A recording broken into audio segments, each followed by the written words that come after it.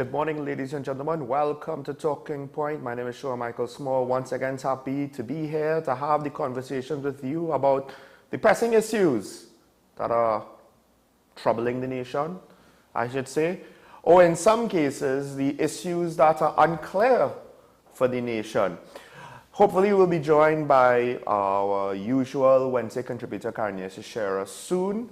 In the meantime, however, there is something that I would like to just mention briefly, and that is with regards to customs.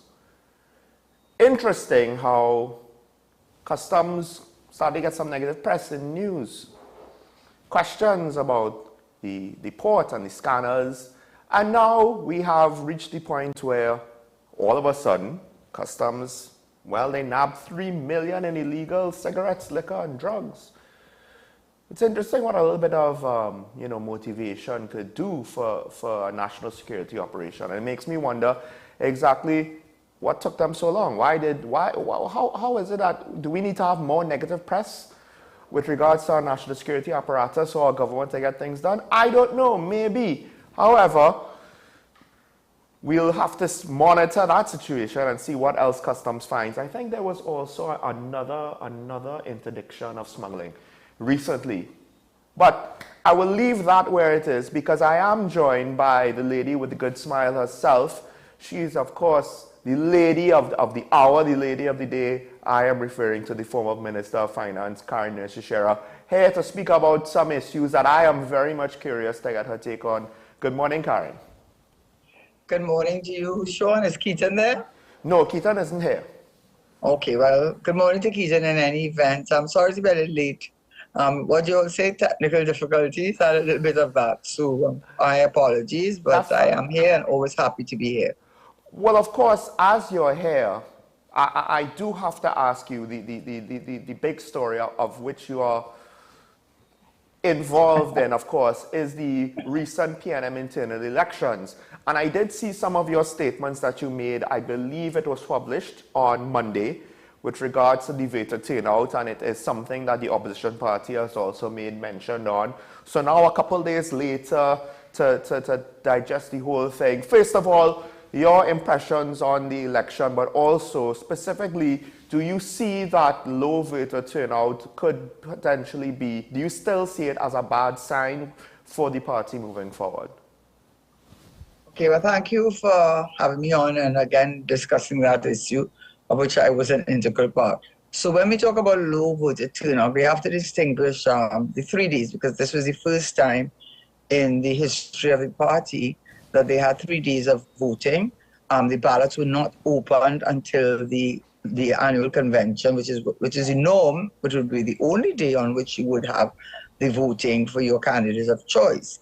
The reason that was given by the election supervisory committee, I think through the chairman actually, was that they expected such a huge turnout given that the membership of the party had been in the 110,000 or more than that, and that therefore they wanted to reduce the impact on the day of voting so that they could accommodate everyone. Well, what happened was, looking at the voting on the 26th and the 27th, which must have been impacted, I'm sure, by the flooding. In total, there were 9,088 votes cast. But what is very telling with regard to that, I don't know if that point came across, was that in the Prime Minister's own constituency, as leader of the party and leader of the government, I'm sure he has thousands of registered voters there in that constituency, yet in total on those 2 days he got 188 votes. I should say he got, but maybe he did because they got 97% of the votes. So 188 votes were cast in his own constituency over those 2 days. And he actually commented on the day he went, I don't know if it was the first or second day in the afternoon, that there was no line. He's right, there was no line. And also for the Minister of Finance, his constituency, the voter turnout was 53 for the 2 days. So that's supposed to give you an indication of, in my view, if you have increased your membership significantly, that you could have that kind of turnout. So that's those 2 days. But the third day, which is the annual convention, which is when traditionally in the history of the PNM elections, into an election. That is when votes are cast. And we did speak to Mr. Roberts, who was a gentleman to the very end. I have no complaints about him at all in terms of interacting with him at all. We did go to him, myself and my campaign manager, the same night after Mr. Imbert, in his usual predilection to engage in hyperbole, exaggerated speech, said there were 14,000 attendees. Well, maybe there were 14,000 attendees, but there were only 1,814 votes cast. So the whole idea that we were told that there were going to be eight polling stations, and it ended up be 4, and they cut 1 into 2 because I voted on that day, and the numbers weren't good. And he himself did express, I hope I'm not being unfair to him, but he did express they expected at least 2,500 to 3,000 people to vote. We thought so too. We thought, well, if they got that amount on the first 2 days, they expected more. At least 4,000, maybe at least 4,000. And to get 814 is very telling. But the key idea, the key point, and this is what I want to come to really, and data, facts don't lie. Yeah. How you want to interpret it is, you're completely free to interpret it as you wish. But I think an independent, objective observer may come to the same conclusion that the facts speak for themselves. And what is that? In the last time the PNM party leadership, which is our Prime Minister, who I was challenging, who I think is unfit to be the leader, in the same way that Trump is unfit to be the leader of the Republican Party, totally unfit. In 2014, when he was not the incumbent leader, in other words, he was not the Prime Minister, I think by that time the UNC had become extremely unpopular. The number of persons registered were 80,000. Of that 80,000, Penelope Beckles had challenged him, I believe, and he got over 18,000 votes. That was in 2014. So the next time that he has been challenged for the position was this time by myself and 2 others. And in that case, the number of persons registered by any PNM was 110,000, according to them. So there had been a 30% increase in the membership of the PNM. And the total number of votes he got was somewhere in the vicinity of 8,000. Now that 8,000 is not even half, not even half of what he got when he was last challenged, when there were 1/3 less members, and you get half of the votes. So therein hangs the tail. So yes, he did win by a large margin, and he did at the end decided he was part of a team, so the team would follow the leader, as you would expect.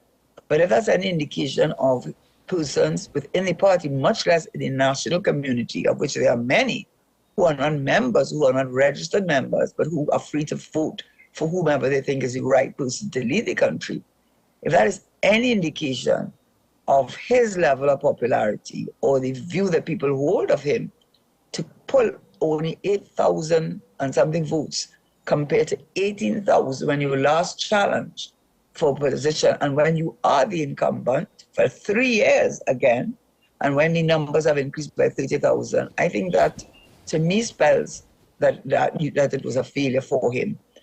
Obviously, I did not. If you want to come to failure to me, there's no question that 325 votes cannot compare with 8,000. But if you're talking about in terms of leadership, and we know that that leadership of the party is your stepping stone to leadership of the country, and I think the membership that is of the party, by them not coming out to vote at all, and certainly not voting for him, says is only reflecting what is happening in the country. And I just want to say this. Maybe I'll let you ask me a question. Because I wanted to have a follow-up because obviously the party did all this in anticipation of a high voter turnout, right? They were looking at 30. They changed the process. They added 2 more days for voting. They expected a high voter turnout. They put the infrastructure in place. It seems that they were very confident about that, or at least very hopeful, and thought that those hopes and expectations were reasonable enough to put a great amount of infrastructure in place.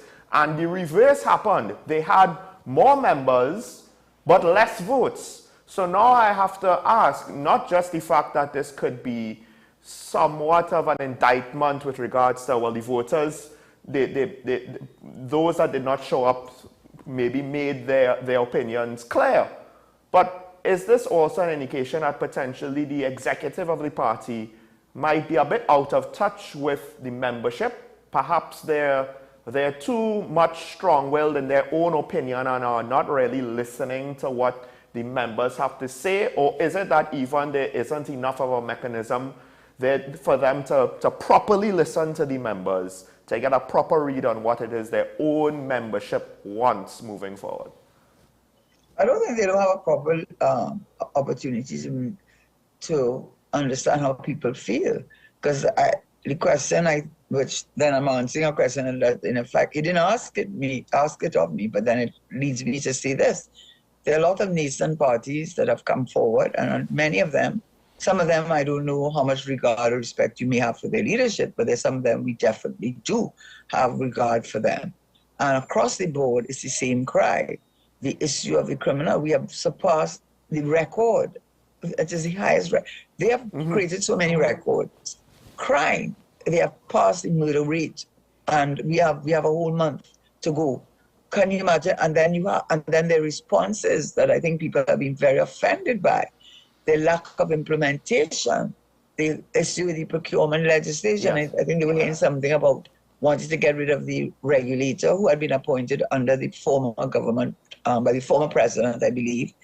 The issue with AV drilling still hangs over their heads. People have to remember, I don't think let me just say, I think it's a mistake for a government, any government, to believe that people do not remember and take that view into the polling booth. Because I think a lot of things happened under the UNC People's Partnership when it fell apart and what was going on. And people may have felt it happened at the beginning, they're going to forget, but they don't forget, They do not forget. And I think the government is emperor with no clothes on, and they began to believe their own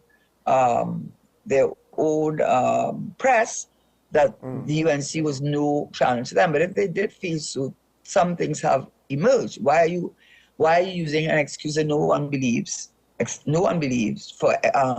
for extending the life of the local government election? Because you well know that you're probably going to get the licking of your life, because you nearly got the licking of your life the last time when Kamala was considered a spent force. And then you look at even what's going on in Tobago, which is unfortunate, but still, all of those signs, and then the final sign, to get 8,000 people to come out after you were challenged, and you got not even half of that in the outturn, and you had 1/3 more people joining your party. You have now, I think they are living in a delusional existence, and I think they are afraid.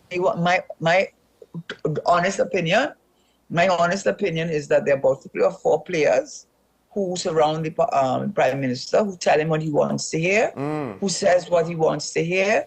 They know he won't. He's 73 years of age. So there's talk that he may give up before then, and they are all fighting and vying for the position. That's how cabinets are. Don't think it's a whole kumbaya. It's not. I was there. It's not kumbaya. But you shut up, because the Prime Minister has immense power. Not Rowley has immense power. The Prime Minister by virtue of our Constitution. Well, I want to ask. I think that. Go ahead. Of course. No. So what I was just saying is that I think that they're living in a bubble, and the bubble is starting to disintegrate, but they're holding on for dear life because some of them have invested a lot in, and there's a lot to answer. There are a lot of questions they would not want to come answered. For example, that building of the, you're not going to tell me that is being built by raffle sheets. You have to, and you are not going to tell me that fact, which was a fact, was a very, very, very, very, very good fact. I understand why we are the land of Calypso and steel band. You are not going to tell me that it was at least $1.5 to $2 million, and I want to know where that money came from. But more importantly, you know what was the sad thing? and this is because I was there. Two things I want to see. The PNM is trying to project itself as a party of inclusion, and all of us are part of it. If I had to take a guess, I would swear I was in Africa. Because if they had 3% of persons who were not Afro-Chinese, they had a lot. That's the first thing. The second thing is, when you have an annual convention, that's the time when the leader gives an account of what he has done and what he's going to do moving forward. And you could hear a pin drop because there's a certain solemnity of it.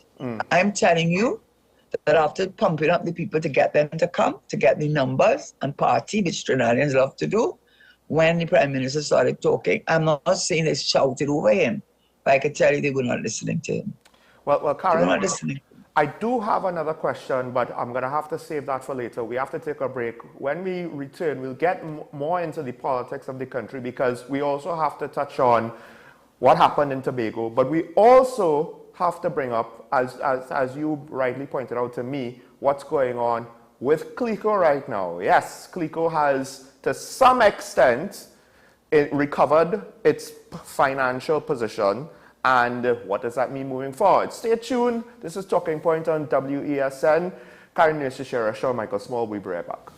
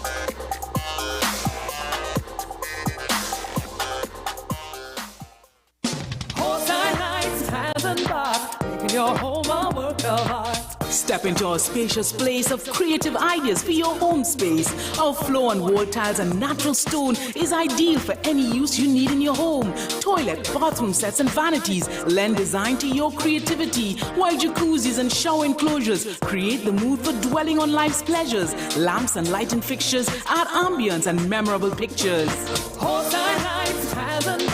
Making your home a work of art. Oceans Industrial Complex, Union Road, Marabella.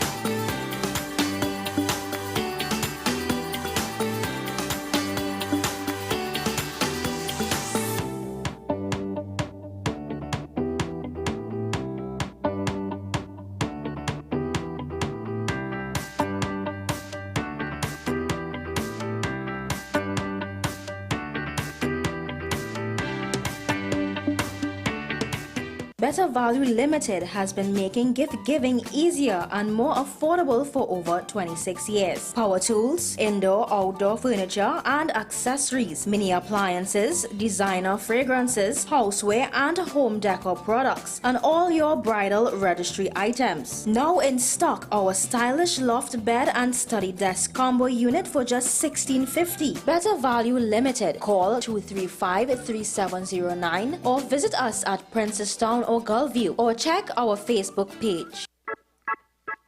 Christmas coming here is all around. Christmas back in town. Christmas coming here is all around.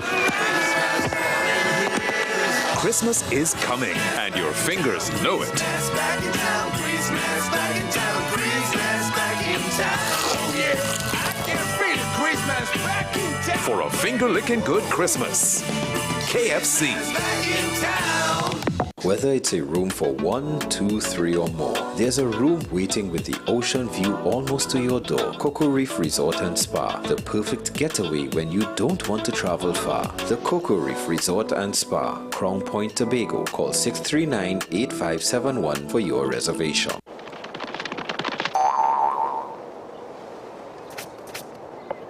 Have a content capital Christmas. It's the best time of the year. Now I know we have no snow, but Christmas is still here. Ho ho, the Christmas shows each week for all to see. Movie classics wait for you and the local content for free. Have a content capital Christmas, and in case you didn't hear, oh by golly, have a content capital Christmas this year.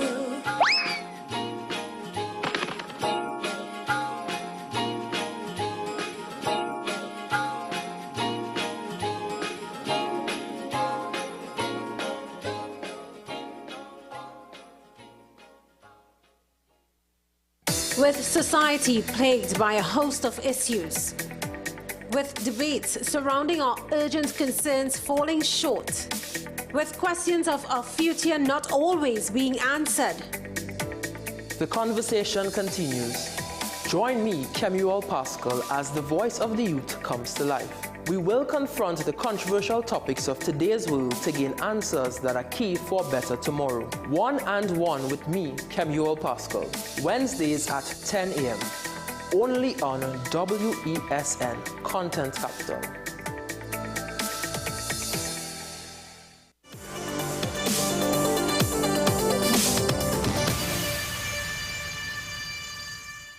Welcome back to Talking Point, ladies and gentlemen. Of course, Sean Michael Small and Karen Shishera. We are now joined by Mr. Keaton Shah. Keaton, good morning.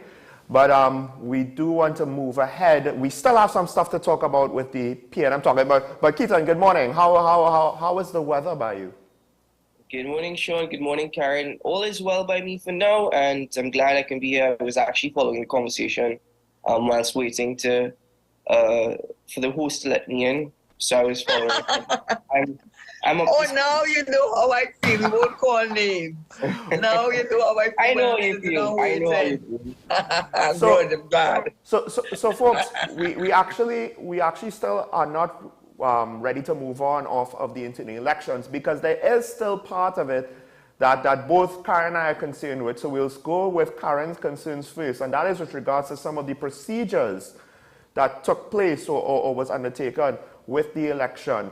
And that is to say, I believe it boils down to putting your party number on your ballot that identifies you, and then that could lead potentially to intimidation tactics because there will be a record. It won't be it won't be an anonymous ballot. It will be very, very, very anonymous because the executive that manages the election is also part of the election itself. I have to say, Keaton, Sean, you did an excellent job of summarizing the issue for me. And yes, that is really the concern. And, the problem with that it's the first time. So this is how it goes. And we did write to the Election Supervisory Committee, Mr. Roberts, and he did answer. So we have confirmation that what we said was true. It wasn't people coming and saying it and then trying to find the evidence if you have to go that way, because then you're going to find 20,000, 5,000 people who said, yes, this is what happened. They admitted it to us. But I think that, so what was the problem? It's not the EBC, it's the internal elections, but whether or not they follow the process of the EBC, that's a different thing. They said they will, but that's of no merit because really they don't have to. It's their election. But they have to be transparent. They have to be accountable, and they certainly, if they're using a secret ballot mechanism, it flies in the face of a secret ballot anonymity if you are able to trace back who I voted for. And how is that possible? As we said, the electoral list is the property of the supervisory committee, that is of the PNM. It's not the EBC's list, it's their list.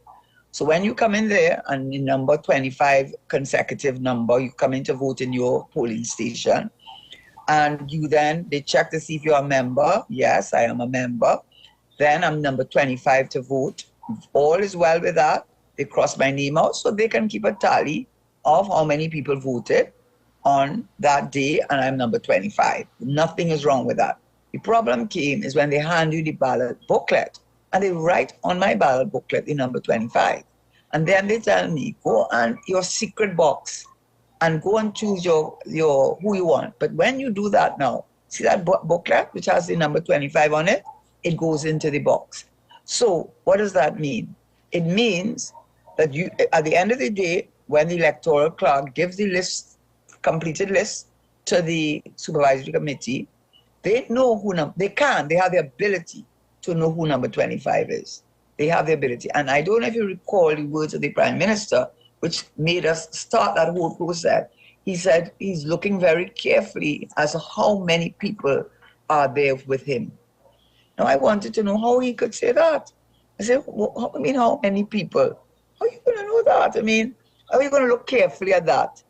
What are you going to do? I mean, to say you're going to look carefully means you're using those words, look carefully, to mean there are going to be consequences, good or bad. So that immediately put us on thing. And then after the voting had been completed on the 26th and 27th, and then we started getting complaints. And then we started understanding more carefully. I said, they cross-referencing. They can cross-reference. So if I were working in CPEP or URP, one of those jobs which the government has complete control over, giving you a job or not giving you a job, if I know that and they did tell us, some people told me actually on the day, say, me, I not voted, you know. I said, because they're going to know who I vote for. If they were afraid to vote for who they wanted to supposedly, or did not feel free, let me put it that way, did not feel free to vote for who they wanted to vote for because they understood that whoever they voted for, that the party could cross-reference their number to their name and say, John Brown said that he was going to vote for me. Now I know that John Brown is number 25 and John Brown did not vote for me. Let John Brown come to me and want a CPEP job. Let John Brown come to me and want a URP job. So it was intimidation, and it flies in the face of the whole principle of secrecy and anonymity.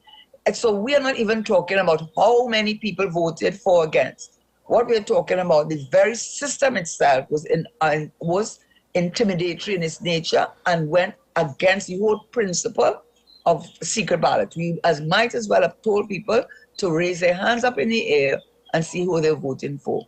And that was our problem. We brought it to their attention. They admitted that we were right. And then do you know what is the concession they made, which was as amusing as it is, but we have it now. We have it in black and white from them. They said, yes, you're right. It goes in the ballot box. But guess what we're going to do? When we open the ballot box on August the 4th, September the 4th, we are going to remove that front cover with your number. So what does that matter? What does that matter to me? You already saw the number. You didn't tell me what you're going to do with that page, if you're going to tear it up. And first of all, why do you want that number? So we have written to them and asked them, what was your purpose of writing the number on the ballot booklet? And just tell us why you wanted us to put it there in the first place. And then why go to all the trouble of removing it secondly? And if they answer us, then we will understand for sure, let's say sure, we'll have a better understanding that really was, as far as we are concerned, a message to people that whoever you vote for, we have the ability to know who you vote for. And I don't know if in your mind that is not intimidation and that does not go against every principle of democracy, but I don't know if that does not. But we wait to see what they say because we vote them. Just a quick follow-up. Do you think that the Prime Minister saying those things and other members potentially saying similar things, as much as they wanted a large voter turnout, you alluded to it, but I just want to direct, do you think that might have directly caused a lower than anticipated voter turnout?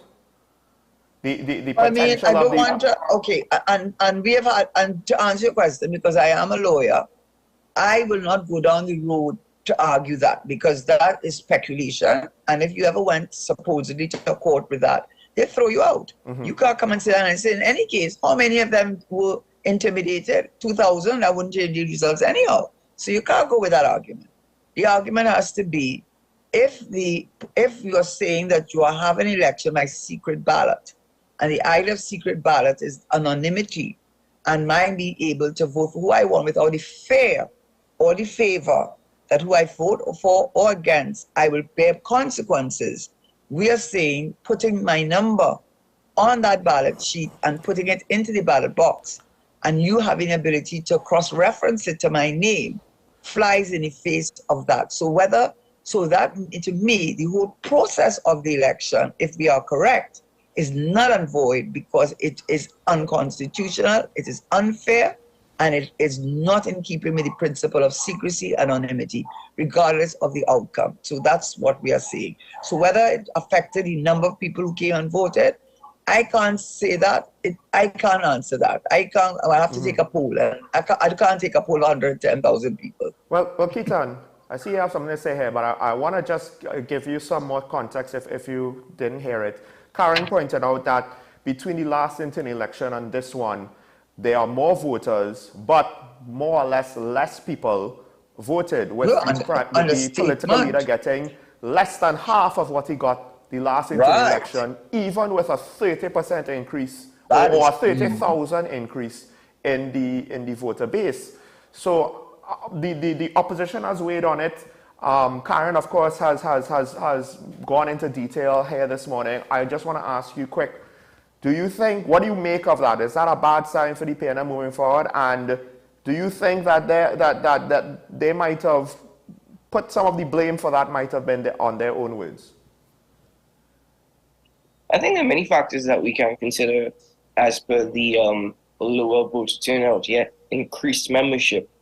And I won't get too much into that, but there is no doubt that the popularity of Prime Minister Dr. Keith Rowley is not so great right now. Maybe not as great as he supposes it to be. But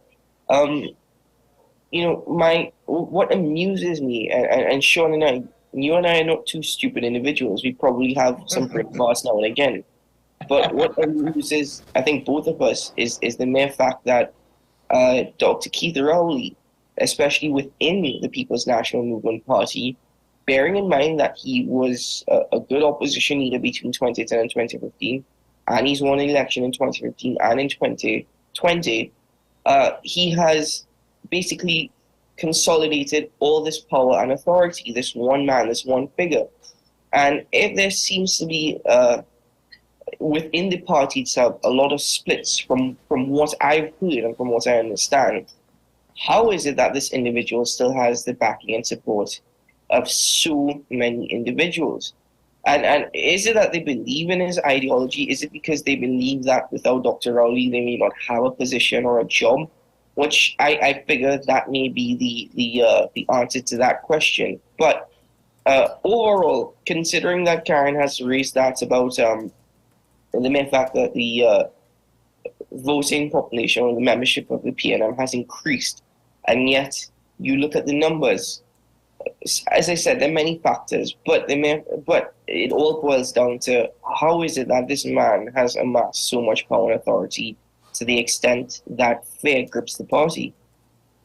I mean, and I think you're right, your answer there. I think a lot of the current cabinet members and parliamentarians and senators might not have the ability to do it on their own or to strike out on their own. They need to follow somebody, and he's the one they chose to follow because he's the one that benefits them, at least right now. But Karen, we only have a couple minutes left. This goes into my concern, and we were speaking about this off air, the future of the party. It seems as though, of course, it's not just the Prime Minister that's at the top of the party leadership. I think you have said it. I don't know if you said it on air today. I have said it, I believe, earlier this week, where he's probably surrounded by people who's telling him what he wants to hear. And when he decides to retire, which is what we expect, which is what he said in the next general election, there needs to be a new leader.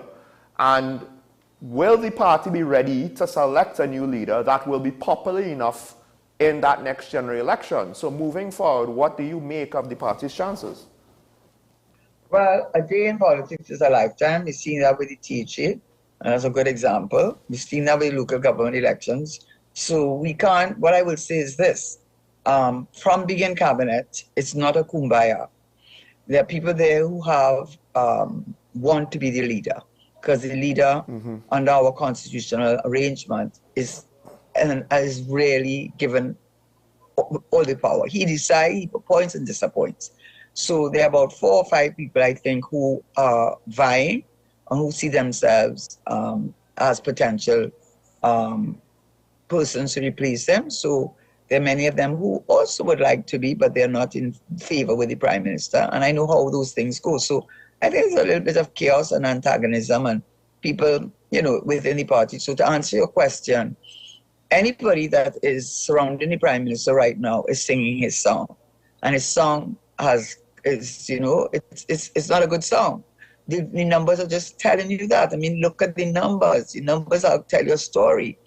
And so when it's no longer a case of the party doing it and the party doing it to themselves, as we looked at the numbers, when you look at what you're hearing at the 20% so-called floating voters, you best believe that what they got in THA and what they're trying to do in local government elections, if they don't change their course, I don't see Kamla not taking advantage of that.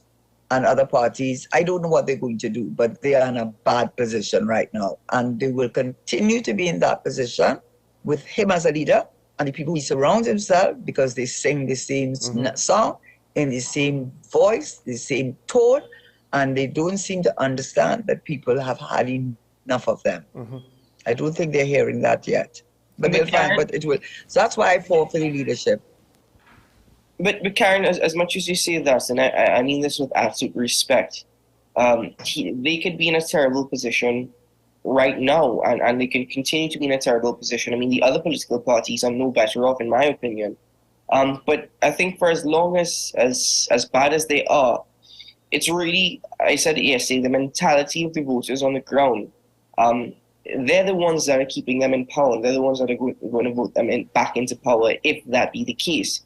It's really the mentality of the voters on the ground that have to change as well. But Keaton, if you use that rationale, which I was using before the results came out, if that is so, why did 10,000 less of them vote for him? So do not underestimate the mentality of the people on the ground, because if you are right, he should not have gotten more than 10,000 people not vote for him as leader. That is in itself says that people are disenchanted. So do not underestimate the people on the ground, because if that were right, if what you're saying is right, he is incumbent.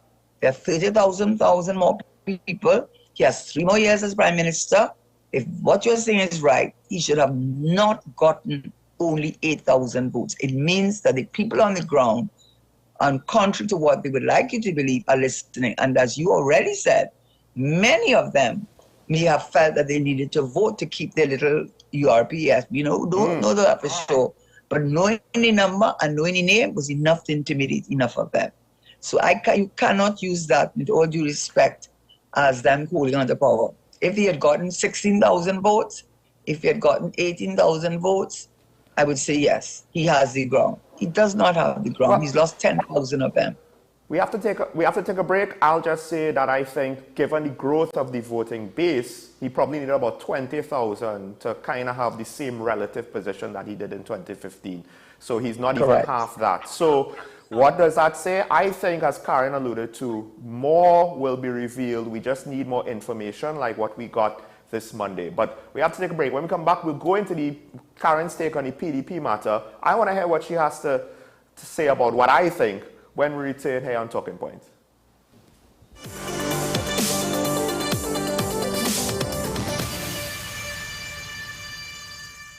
Whether it's a room for 1, 2, 3 or more, there's a room waiting with the ocean view almost to your door. Cocoa Reef Resort and Spa, the perfect getaway when you don't want to travel far. The Cocoa Reef Resort and Spa, Crown Point, Tobago. Call 639-8571 for your reservation. Your Christmas is safe with us at PCU. Police Credit Union. Police Credit Union. Your Christmas is safe with us at PCU. Police Credit Union. PCU. Police Credit Union. Get an easy zero-interest Christmas loan at Police Credit Union today. Borrow up to $25,000 with affordable monthly payments. New members, you get up to $10,000. No interest, no installments until January. Apply online at www.policecreditunion.com. Loan subject to credit approval. Let the home store turn your house into a home you love. We offer household items, lawn and garden, paint center, hardware, plumbing, lighting and electrical, toys and storage solutions. And just for you this Christmas, come check us out for great gift ideas and all your Christmas decorations. 5 convenient locations: 6th Avenue Barataria, The Falls at West Mall, Pennywise Plaza Shoguanas, C3 Center Branch and the Christmas store C3 San Fernando. Check out our Facebook page for more information and come visit us today. The Home Store. Turn your house into a home you love.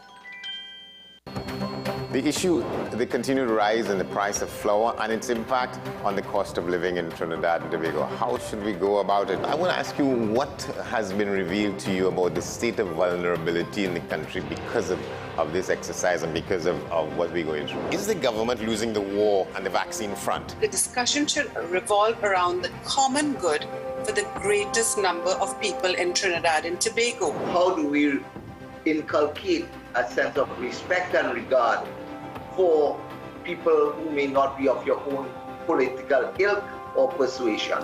The communities are now being used by political opportunists. So when the tables are turned, it's the same way. Okay, this has been 10 questions. I'm Andy Johnson, and we'll see you next time.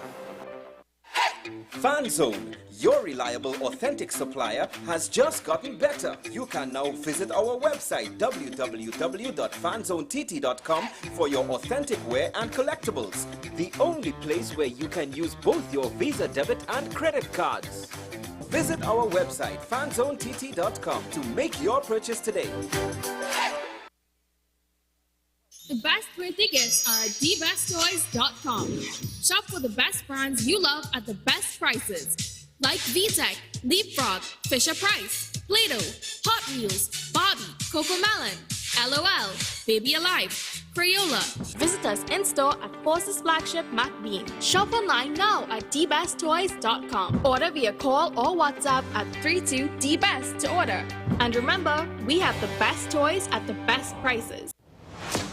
Is it politics? What is it? Is it that nobody cares about sports? The kind of support that sport used to get in the past is no longer here. The thing is, taking a knee doesn't mean that that's the only thing you're doing now, Andy. Right. Taking a knee along with other stuff. Samantha, what are you looking forward to when you return home to Trinidad and Tobago after winning the title? Thank you very much for speaking it into existence. Is there no pressure on Nicholas Ball? It makes me more motivated to work hard and to go out there and rep the red, white and black. Why are we sending a team to the Winter Olympics? There are a number of Trinbagonians who are in the diaspora and have grown up in winter sport. It's an opportunity that the Trinidad and Tobago Olympic Committee will not close the door on. I also believe in the players that we have. Once you can motivate the players, you can get the best out of them.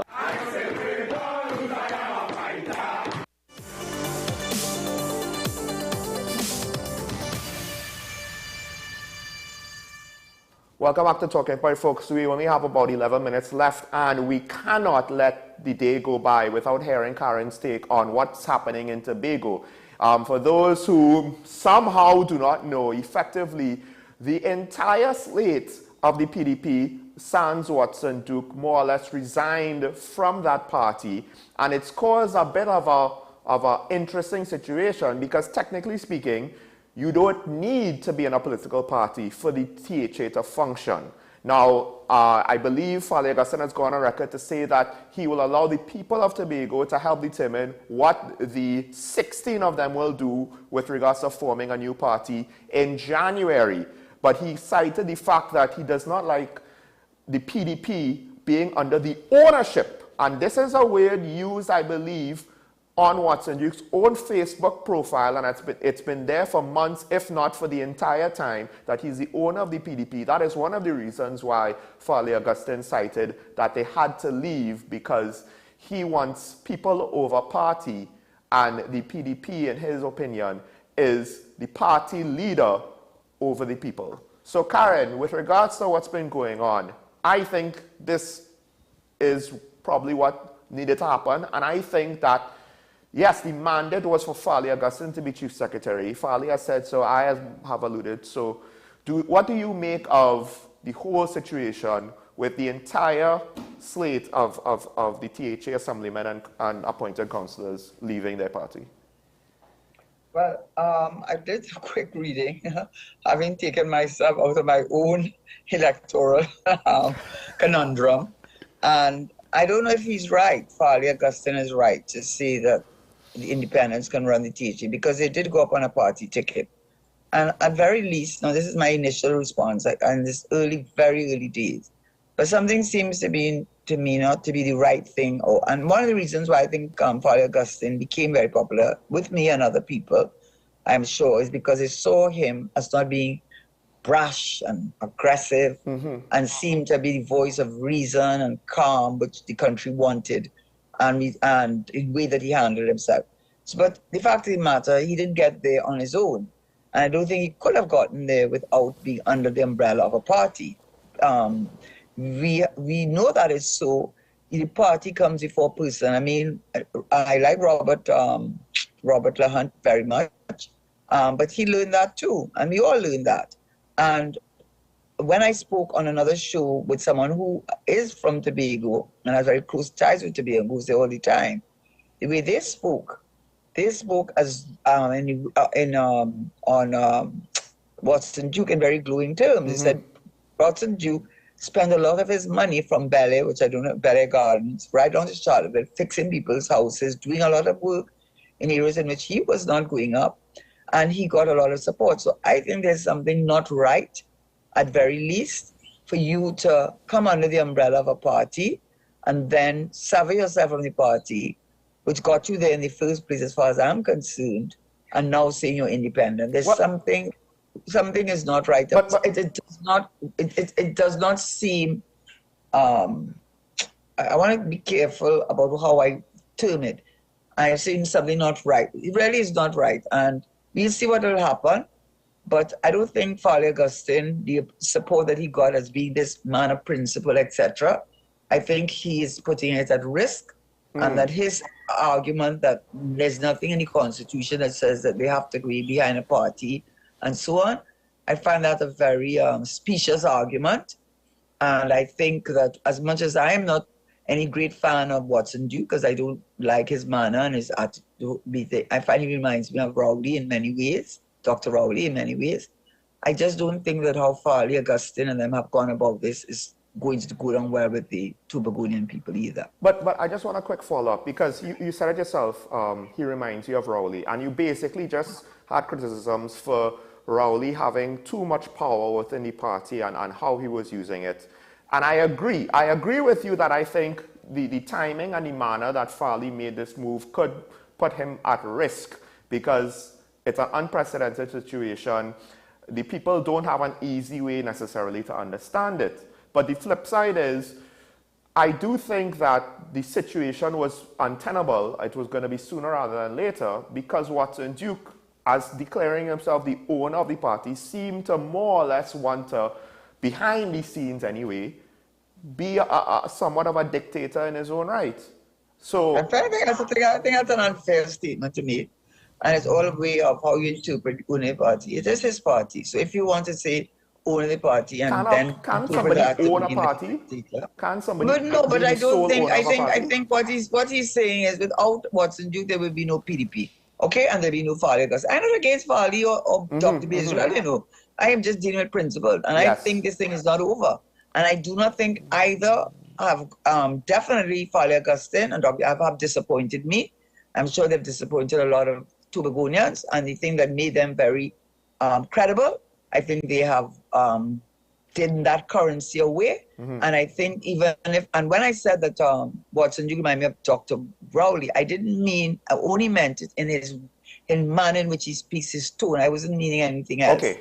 I can't speak to anything else about him. Well, that was my... Well, Keaton, now, in the papers yesterday, there were a lot of anecdotal statements, but most of them were expressing displeasure with the move. Now, in the papers, I have seen, I guess you could say, a shifting of the pendulum. There were still some negative opinions that mirrored what was published yesterday, but there were also those that were supporting Farley and the assemblymen and councillors leaving the PDP. So I do have to ask, these are of course anecdotal, so we don't necessarily know what the entire electorate of Tobago necessarily thinks. But do you agree that perhaps maybe Farley should have, yes, maybe split eventually, but how he went about it, he could have maybe gone about it better, tried to use a little more finesse and a little more patience and do it in a way that there will be no uncertainty. He tried his best to work with Watson Duke, and it didn't work. Because it does seem kind of sudden, the split, if I'm being honest, to the public who don't have any insider knowledge.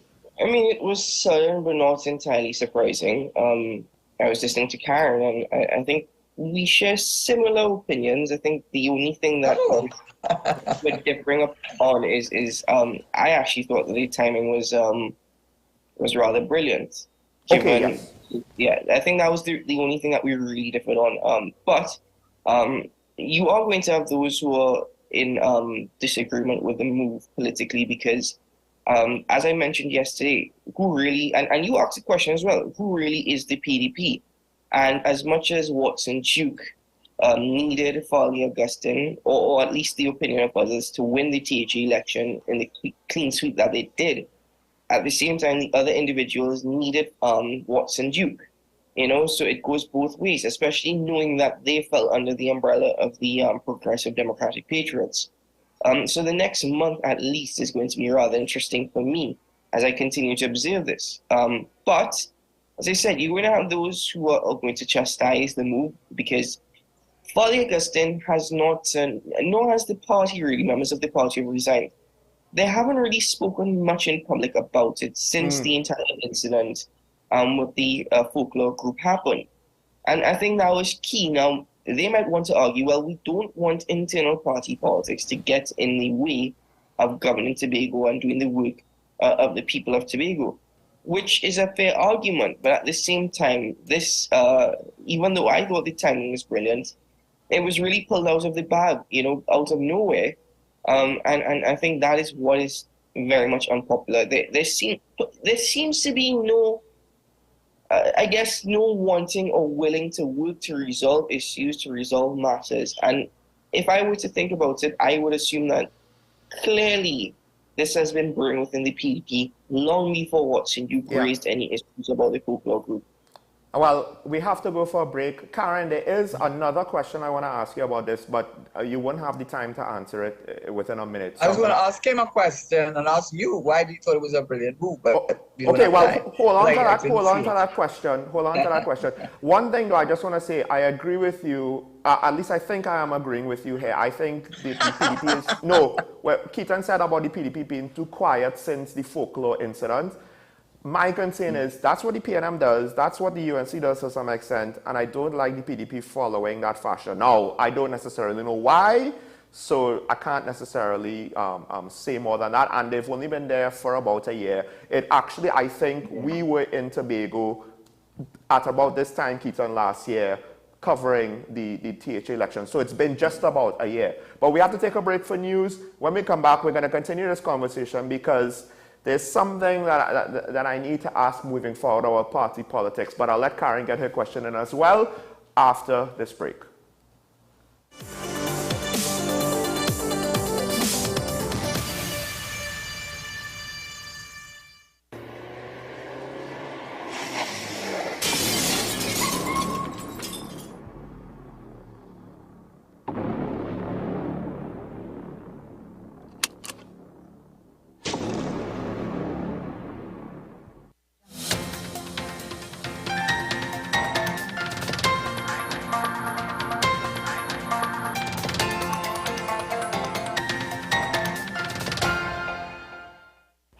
is your WESN News on the Hour. I am Marquise Akers. Thanks for joining us. Here are the headlines. HSSE manager for LMCS appears at Commission of Inquiry. Arukaman granted bail for common assault. Political scientist weighs in on PDP resignations.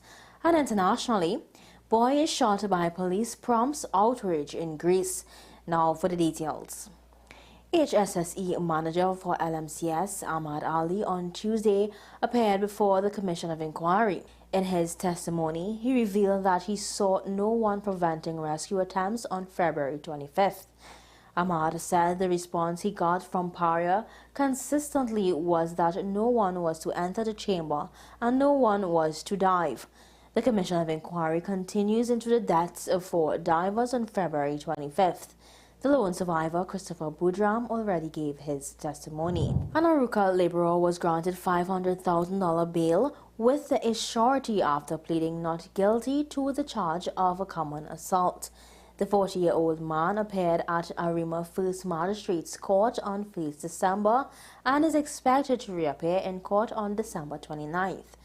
Police reports state that on November 26th, a man's wife allegedly found him stumbling along the roadway.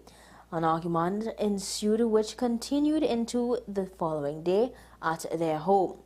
According to the woman, when the argument escalated, she sought refuge at a neighbor's house to call the police. However, the man blocked her and forcefully brought her back to their home. The woman then ran towards the roadway when she observed her husband running towards her. The man then allegedly pulled out a cutlass from his waist and raised his hand towards her. A report was made to the Gender-Based Violence Unit and the man was arrested. Political scientist Mukesh Bazio says it remains debatable whether there should be an election following the resignation of the THA administration from the PDP party. So whether in the context of having an early election, I can't see that unless it is really challenged, whether the standing orders of the THA Act itself is challenged in the court to determine whether or not a person elected on a party ticket, if he or she so breaks rank or decides to move away from the party, will that automatically lead to what you call that seat be declared vacant?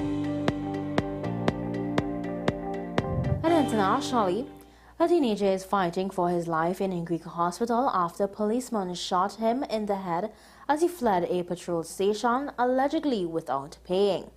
The officer fired 2 shots at the 16-year-old Roma boy in the second biggest city of Thessaloniki.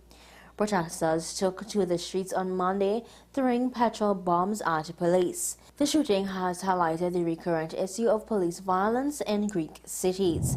Well, that's news to the hour on WESN. I am Marquise Akers. Thanks for watching.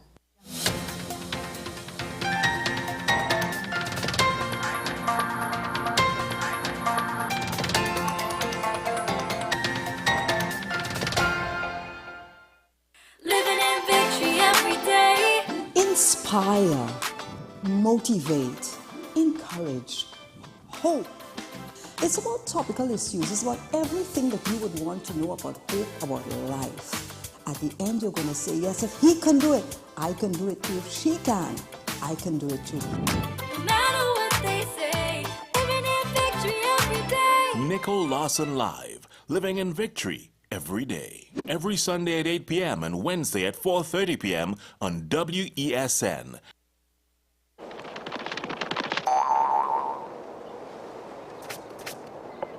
Have a content capital Christmas. It's the best time of the year.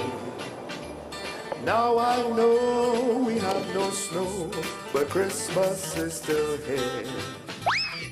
Ho ho, the Christmas shows each week for all to see. Movie classics wait for you and our local content for free. Have a content capital Christmas, and in case you didn't hear, oh by golly, have a content capital Christmas this year.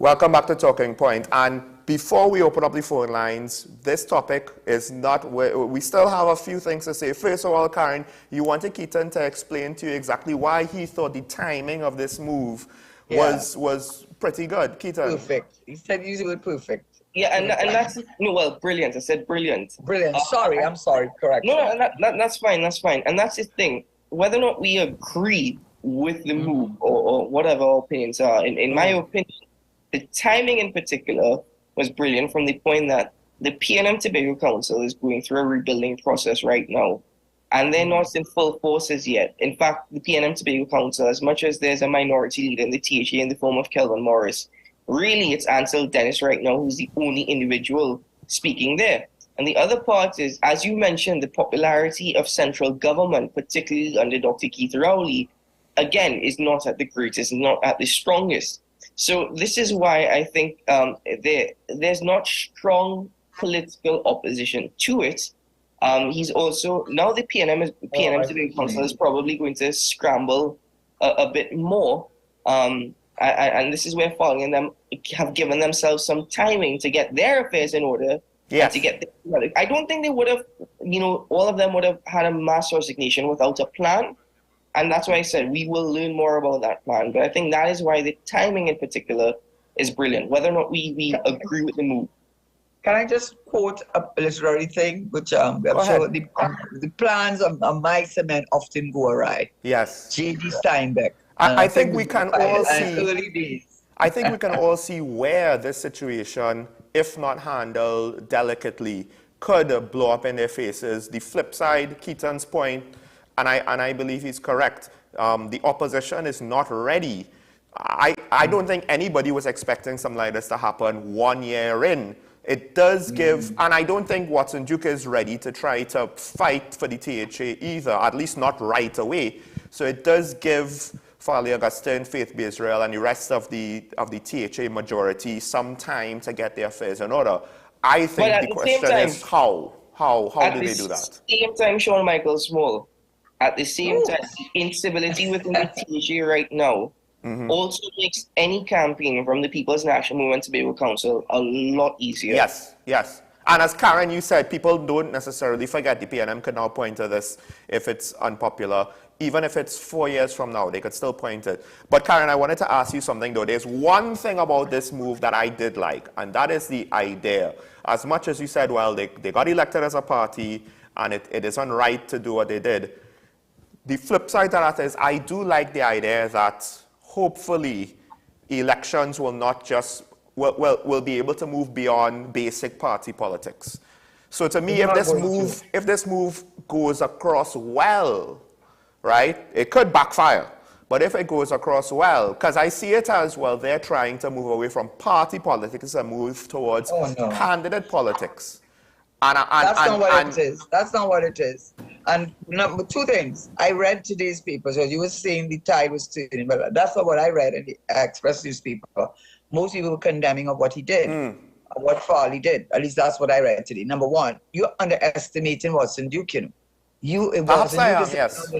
Yeah, you better believe you're underestimating Watson Duke. And they did not do it to show that they could have independent thing. They did it because everybody wants to be the leader, and Farley felt that he's more popular than Watson, and because he felt he's more popular than Watson, he take a chance. And he take a bold chance. Politics is about risk-taking, and he took a risk, and we don't know how it's going to play out. But do not underestimate, and the enemy of my enemy is my friend. And I could tell you, I think it was a very poor move on Farley Augustine's thing, because even on this station, okay, let me not go down that road, but let me just say that the indications of them starting, my father used to have a saying, smelling yourself, getting too big for your boots. There were indications already. And I think that they were listening to their own press, and we have to wait and see how this works out. But you believe you me, PDP, Watson Duke is not alone in his fight against them. And what they did, I don't care how you try to spin it, I find it was morally wrong. And if I were a Tobagonian and I had any say in this, I don't care. As much as I don't like Watson Duke, what Farley Augustine and B. Israel did was morally and ethically wrong, even in politics. Well, I'm hearing the phones going. We'll open up the phone lines. I just want to say quick, I do agree with both of you all. I'm not sure about the timing because there are elements that, like what Keaton said, that I agree with, which was good, but then there are elements to how it all played out, and I think maybe to Karen's point, if he had more patience, if he showed more transparency and due diligence, and was more delicate with how he handled the situation, he could have reached to this point in a better manner. But we'll never know because this is how we decided to do it. Our first caller is from Port of Spain. Good morning, caller. Good morning. Boy, there's so much to speak about this morning. I'll try and be quick on 2 points. 2 minutes. First of all, I want to congratulate Mrs. Teixeira Nunez, or Mrs. Nunez Teixeira, for taking up what was really keeping a pillar of democracy within the PNM alive. And the same goes for all the candidates who opposed the political leaders' slate. Now, you know there has been a big debate as to whether the political leader had a slate. Well, only even a blind man could see that the political leader had a slate. And so the question about whether he had votes or not votes, the PNM must now go into conference and to determine where it is at, not only with the population, but where it's at with its own registered members. Because the turnout of voters is really unbelievably low. And so they must want to know why that is the case. Maybe half of the PNM is now in what people have considered traditional UNC seats. And so they couldn't come out with the flags to vote. You know, if it didn't have flags, maybe 50,000 people would have come out and vote. I don't know. But quickly, I move to Tobago.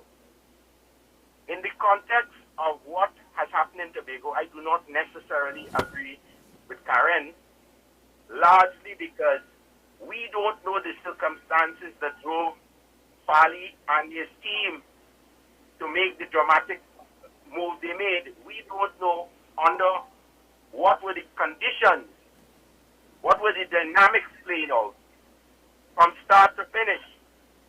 We must go back to where this thing all started.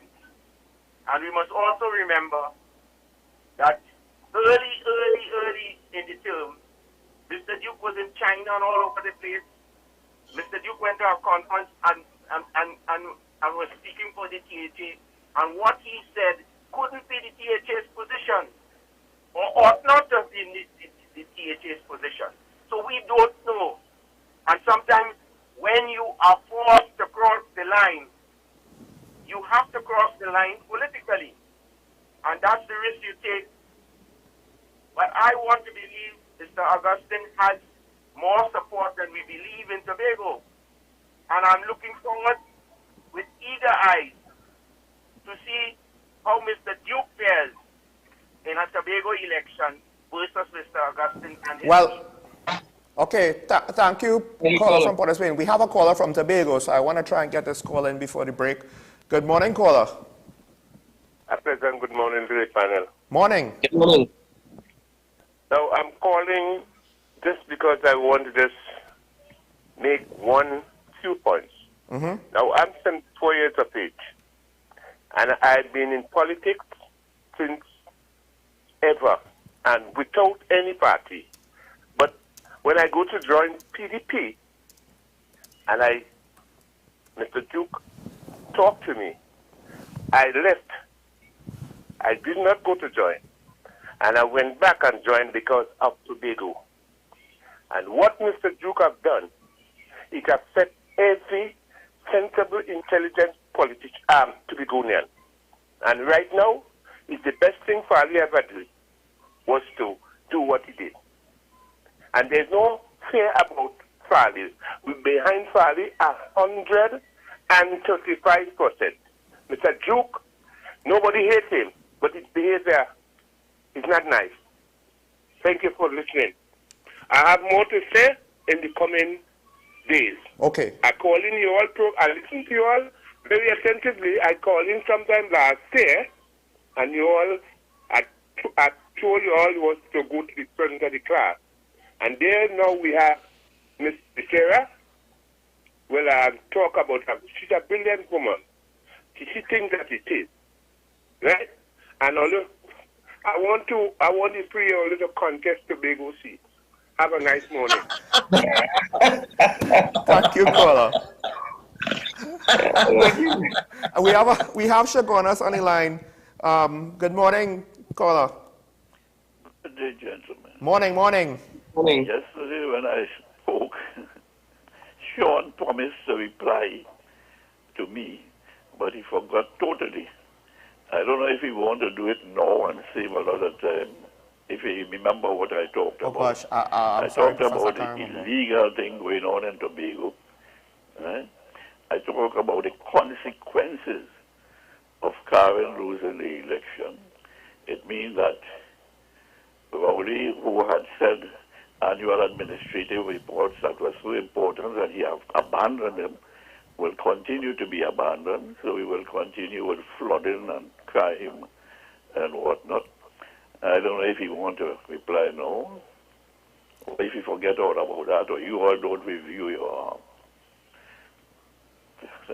any questions. I didn't realize the professor asked for a response yesterday. I thought he was just making comments. I can't remember if that was what I was looking to respond to. You said you were going to respond. I know I said I was going to respond, but I don't know if that's... I mean, I think, legally speaking, that the THA is fine. But... do you think these things that are going on in Tobago is illegal that I mentioned yesterday? Oh, with regards to... oh, gosh. I think I know what you're saying. And those things do need to be cleared up. And it goes back towards the fact that I am disappointed that we're getting controlled communication from the THA. Okay. Do you agree we're not going to have no annual administrative report? So well, it does not seem so. Unless the ruling that we got, I think this week, that precedent is expanded upon. That the TTPS was told that they have to reveal information that is requested from the Freedom of Information Act.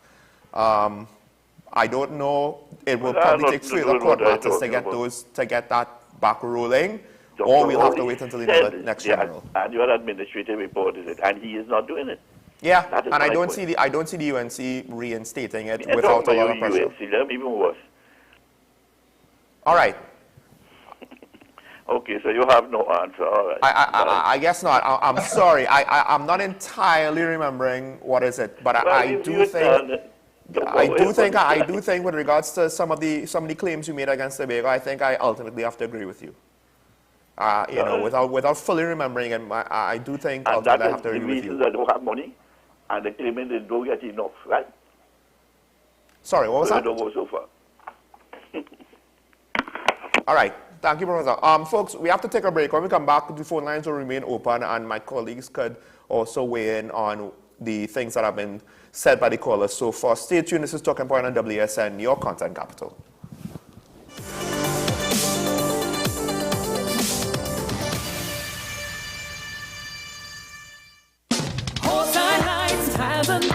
Making your home a work of art. Step into a spacious place of creative ideas for your home space. Our floor and wall tiles and natural stone is ideal for any use you need in your home. Toilet, bathroom sets and vanities lend design to your creativity, while jacuzzis and shower enclosures create the mood for dwelling on life's pleasures. Lamps and lighting fixtures add ambience and memorable pictures.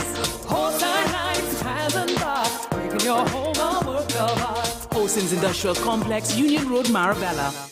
Your Christmas is safe with us at PCU. Police Credit Union. Police Credit Union. Your Christmas is safe with us at PCU. Police Credit Union. Police Credit Union. Get an easy zero-interest Christmas loan at Police Credit Union today. Borrow up to $25,000 with affordable monthly payments. New members, you get up to $10,000. No interest, no installments until January. Apply online at www.policecreditunion.com. Loan subject to credit approval. Better Value Limited has been making gift giving easier and more affordable for over 26 years. Power tools, indoor, outdoor furniture and accessories, mini appliances, designer fragrances, houseware and home decor products, and all your bridal registry items. Now in stock, our stylish loft bed and study desk combo unit for just $16.50. Better Value Limited. Call 235-3709 or visit us at Princestown or Gulview, or check our Facebook page. The best birthday gifts are at dbesttoys.com. Shop for the best brands you love at the best prices. Like VTech, Leapfrog, Fisher-Price, Play-Doh, Hot Wheels, Barbie, Cocomelon, LOL, Baby Alive, Crayola. Visit us in-store at Forces Flagship McBean. Shop online now at dbesttoys.com. Order via call or WhatsApp at 32DBEST to order. And remember, we have the best toys at the best prices.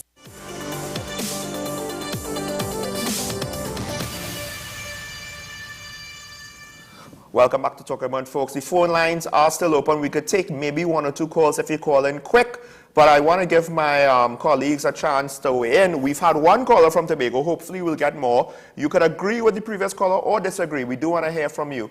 Karen, the previous caller alluded to the fact that perhaps those who think Watson Duke commands a lot of the power of the electorate in Tobago. He was alluding to the fact that he doesn't think so. He thinks a lot of the voters are behind the Chief Secretary and the majority of the THA. One of our callers, he actually said that I might be underestimating Duke, something you yourself said today.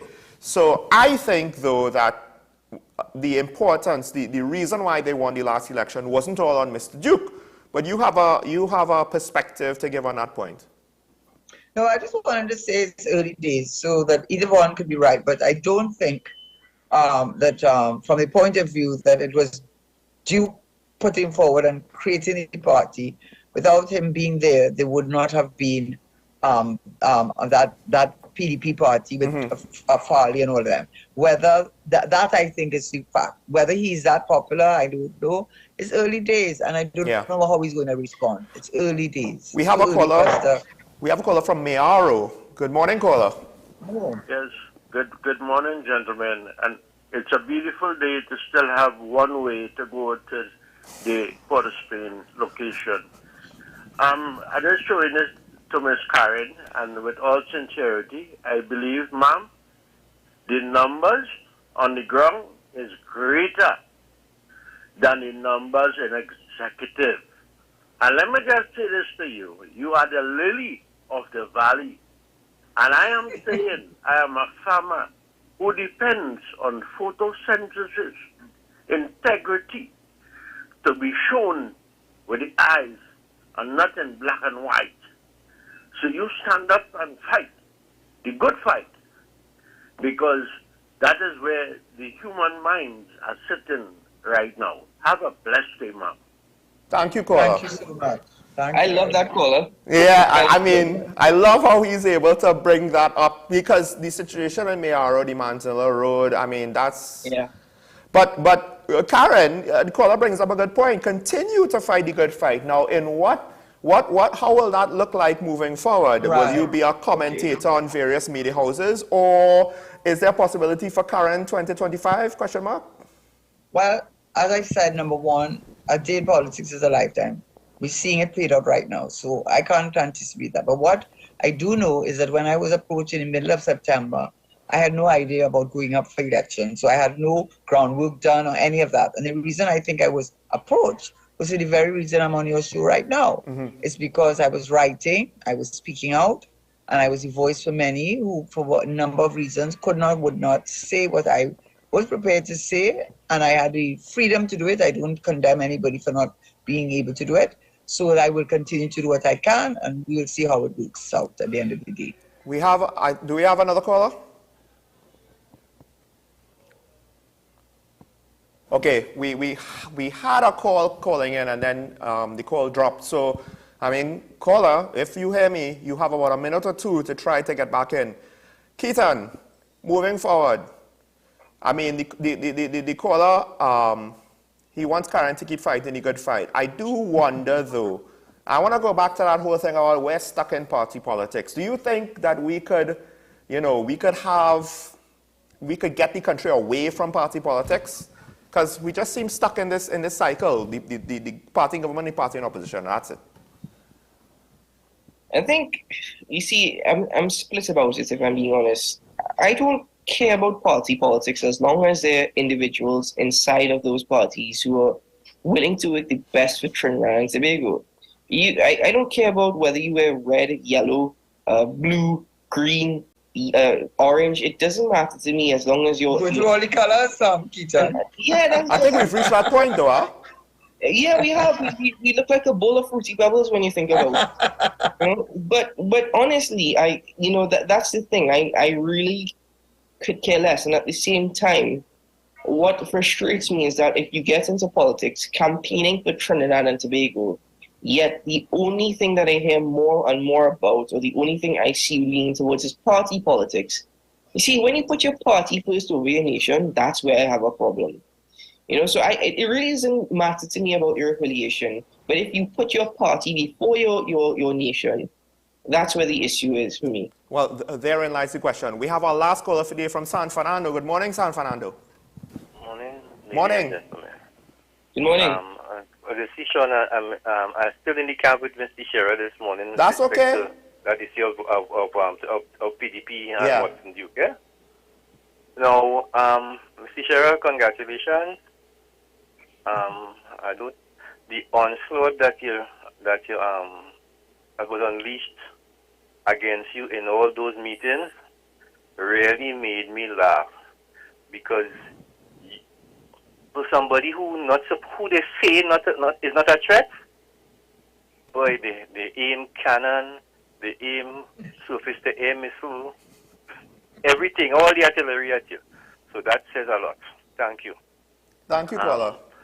One other thing, Okay. Sean. I would like to say, I would hope Tobago, Fali, and they try to do something different. Every year, we have witnessed Tobago gets 4.03% of the budget, and they have always asked for more and more and more and more. Even when I was the PNM Tobago Council there. So what I would like them to do is to try and do something different. You know what you're getting? Take a page out of another book and say, every year when we get this money, we're going to take 5% of that money and put it in something similar to heritage and stabilization, and put it as a line item, as savings, and use that to do some investment to create a different narrative and show Trinidad, this is what we could do. Do something different. Make an investment company and start and use that money to get people with some integrity and start to build on that. I'm looking for something different. Seriously looking for something different. But my thing is, right, I say, if this election come in here, our national election, I don't see any alternative. I'm not going to not vote, I'm just going to go and spoil my ballot to register my disgust. And I think people need to start to do that, because we have a population that don't want to vote because they're not satisfied, and we can't quantify it. People have to go out there and say, because the EBC must report, we had 100,000 spoiled ballots. That will send a message. That's a good point, caller. Thank you. Thank you, caller. That's a good point. I like that point. Guys, we have to wrap it up. Any last words? I don't know if you want to answer anything that the caller just mentioned quickly. No, I think for me, I agree. Somebody told me you don't throw stools at empty bamboo tree. I never listen to them. I don't listen to radio and television because they will not allow them to get into my mental space or eat up my oxygen. But it's a poor reflection on the party that they went down that road. But I guess it's a left-handed compliment, so I will take it. Thank you. Keaton. Well, just a couple of things. First of all, Karen, do not worry about the People's National Movement, particularly the PNM Women's League. Talking point will always be your home. Talking point will always be your home. Sean, have a consent capital Chris. No. Leave. Ladies and gentlemen, today is a good day to have a great day. It was bright and sunny yesterday. It's bright and sunny today. Let's all work together to try and make it a better Trinidad and Tobago. Yes, folks, and just to close, always remember, we might be on different political opinions and on different sides of the political divide, but at the end of the day, it's still one nation, even two islands, but one nation, and we all have to work together. Come on, yeah, we have to go. We all in this together. Right? Give a can, or give a meal this Christmas, please. I ask you. Well, that's true, yeah. Folks, for Keaton Shaw, Karen Nusishera, and Shaw Michael Small, this is Talking Points. We will see you tomorrow morning. Goodbye.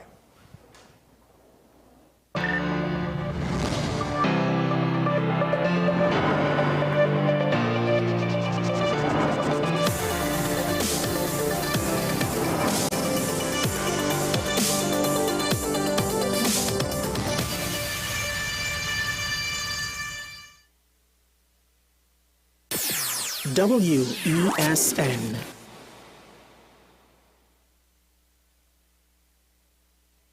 This is the musical surgeon, Dr. Ross, inviting you to the sweetest Christmas show ever.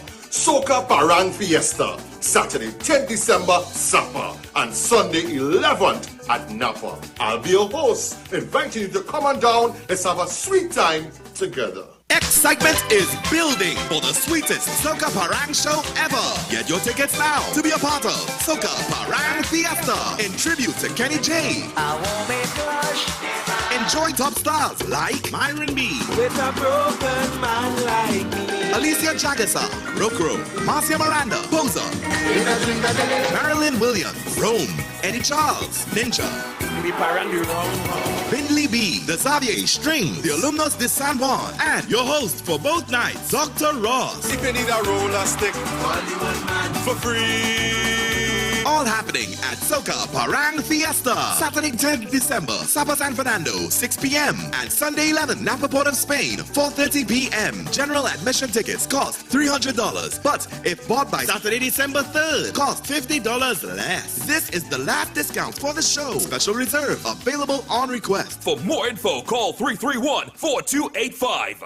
Let the Home Store turn your house into a home you love. We offer household items, lawn and garden, paint center, hardware, plumbing, lighting and electrical, toys and storage solutions. And just for you this Christmas, come check us out for great gift ideas and all your Christmas decorations. 5 convenient locations: 6th Avenue Barataria, The Falls at Westmall, Pennywise Plaza Shoguanas, C3 Center Branch and the Christmas Store C3 San Fernando. Check out our Facebook page for more information and come visit us today. The Home Store. Turn your house into a home you love.